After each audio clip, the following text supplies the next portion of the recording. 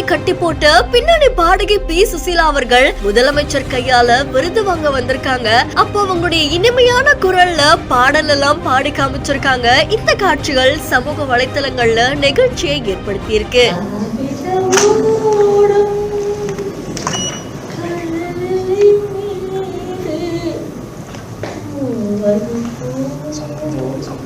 தமிழ் சினிமால அதிகமான பாடல்களை அவங்களுடைய இனிமையான குரல்ல கொடுத்த பி சுசீலா அவர்கள் முதலமைச்சர் மு.க. ஸ்டாலின் அவர்கள் கையால கலைஞர் நினைவு கலைத்துறை வித்தகர் விருதை வாங்க வந்திருக்காங்க. வயது மூப்பு காரணமா அவங்க சக்கர நாற்காலியில வந்திருக்காங்க.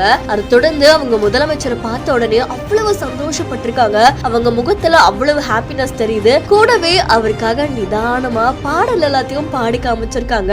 அவருமே ஒரு குழந்தை மாதிரி அவங்க பக்கத்துல நின்று அதெல்லாம் ரசிச்சு கேட்டுட்டு இருந்திருக்காங்க. இந்த காட்சிகள் சமூக வலைத்தளங்கள்ல வைரலா பரவிட்டு இருக்கு. அதை தொடர்ந்து சென்னை தலைமை செயலகத்துல பி சுசீலா அவர்களை தொடர்ந்து மு மேத்தா அவர்களுக்குவே விருது வழங்கப்பட்டிருக்கா. இந்த வீடியோ தொடர்பான உங்களுடைய கருத்துக்களை கமெண்ட்ல சொல்லுங்க. இன்னும் பல இன்ட்ரெஸ்டிங்கான வீடியோஸ்க்கு பிஹைண்ட் இட்ஸை ஃபாலோ பண்ணிக்கோங்க.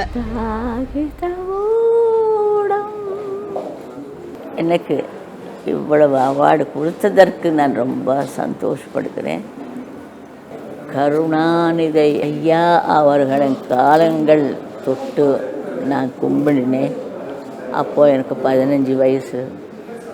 அப்போலேருந்து எனக்கு தமிழ் தான், தமிழ்நாடு தான், தமிழில் ஓட்டு போட்டு கொடுத்தாங்க. எல்லாமே செஞ்சாங்க. எவ்வளவோ அவார்ட்ஸ் கொடுத்தாங்க. தமிழ்நாடு முதலமைச்சர் திரு ஸ்டாலின் அவர்கள் என்னோடு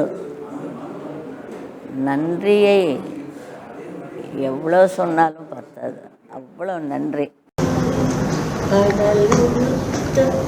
நிலமுடன் கெழிலொழுகும் செய்தாரும் வதனமென திகழ்வரது கண்டமிதில் தெக்கணம் அது சிறந்த திராவிடனல் திருநாடும்